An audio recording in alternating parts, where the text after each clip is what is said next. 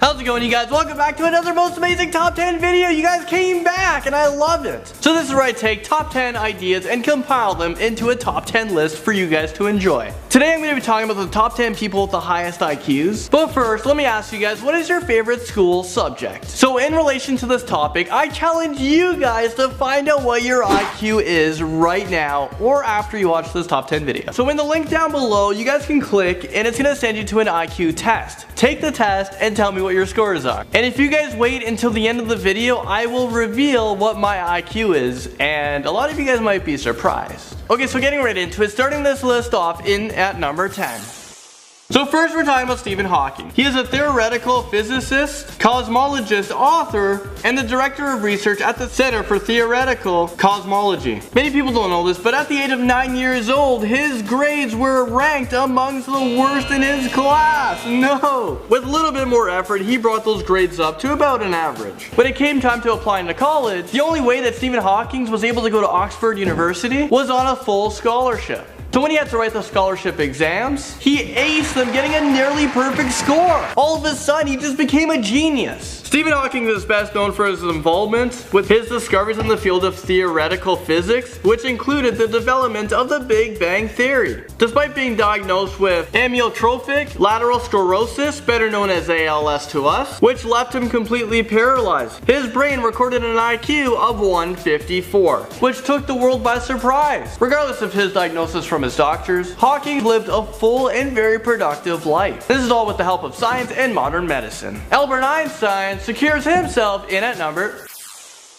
The exact IQ of Albert Einstein is unknown as he never took the test, but experts predict his IQ is somewhere between the range of 160 to about 190. He is best known for developing the theory of relativity, which is one of his theories that provides the foundation of our modern understanding of physics. Not too many people were aware of this, but Einstein was actually a slow talker, and some say that he didn't actually begin to talk until the age of 4 years old. Doctors even consider the term the Einstein syndrome. And this is the term to describe exceptionally bright people whose speech is delayed. Einstein has failed his university entrance exam, and then he had to reapply a year later. The pathologist who did Albert Einstein's autopsy stole his brain and kept it in a jar for 20 years, after discovering his parietal lobe was 15% larger than the average brain. Strategically placing herself in at number 8, we have Judith Polgar.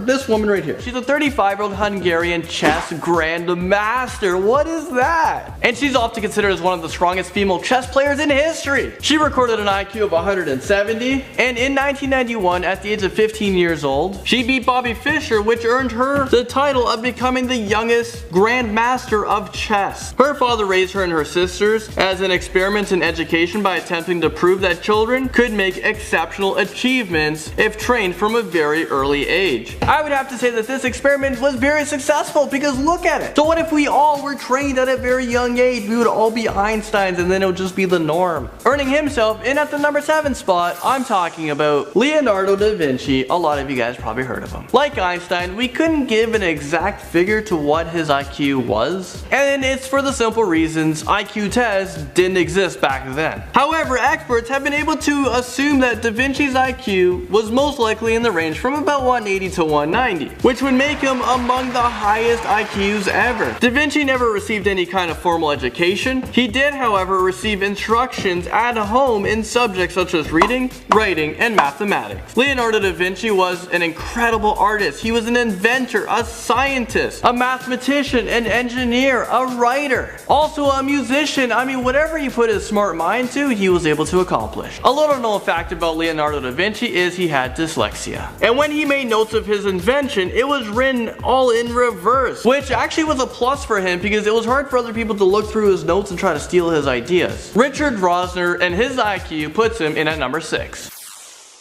He has an IQ of 192. Richard Rosner is actually an unusual case. He isn't a typical genius. He has written for Jimmy Kimmel Live. I mean, is that why that guy is so funny? Because he hired a genius behind him? And he's also done other TV shows as well. This guy's also been employed as a stripper, a doorman, a male model, and a waiter. In 2000, he infamously appeared on Who Wants to Be a Millionaire? While he was on the show, he was asked about the altitude of capital cities in incorrectly, and after that he decided to sue the show. However, he did not win his case. Richard placed second in the World Genius Directories. In 2013, he reportedly proceeded to study 20 hours a day, and he did this to try to accomplish the smartest IQ ever, but he didn't succeed. There's people smarter than him. Just like the person we're talking about next, who has 194 IQ, and we're talking about Garry Kasparov. And he comes in to number.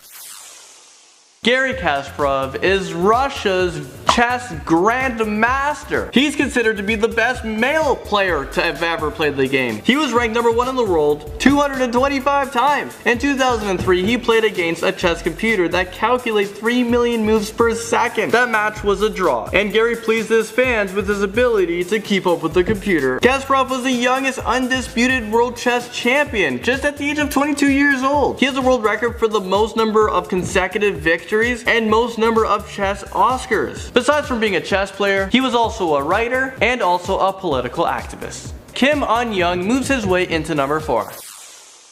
His IQ was recorded at 210. Damn. Which makes it no surprise that he was a child prodigy. He was able to speak fluently at just 6 months old. I'm 25 years old and I'm struggling with English here. He was a great student in physics at Hanyang University at just the age of 3 years old. He was able to read English, German, Korean, and Japanese by his 3rd birthday, and by his 5th birthday he was able to solve complicated differential and integral calculus problems. I don't even know what this is! Later on a Japanese television, he demonstrated his proficiency in Chinese, Spanish, Vietnamese, Tagalog, German, English, Japanese, and of course, let's not forget Korean. And if that wasn't enough, he was invited to NASA to study in the United States, and let me tell you his age. 8 years old. He left NASA at the age of 16 years old, and although he was offered a job at Korea's most prestigious university, he rejected the offer and he decided to pursue civil engineering, and he gained a PhD in it. Christopher Harada was noticed to have an accelerated mind at an early age, puts him into the number 3 spot. Christopher Harada is a Japanese American who has confirmed an IQ of 225. I didn't even know IQs can go that high. At the age of 3 years old, he was able to calculate his parents' shopping bill. He was able to calculate all the items by weight, all the discounts, all the percentages, everything you have ever want to know. Not really, he was able to do. He was also reading the Dr. Seuss series by himself. At a young age, he was able to recite the alphabets backwards. I can't even do that. Z, Y, X, W. I should just say it forward and get my editor to play it backwards for me. He's also coded the alphabet sequence numerically. For example, the letter O was 15th in sequence. In the 1st grade, he was doing algebra. Christopher entered the California Institute of Technology for 2 years, and then he started to work with NASA on a project exploring the possibility of colonizing Mars. Gifted with an IQ estimated between 225 to 230, we're talking about Terrence Tao, and he comes in a number 2.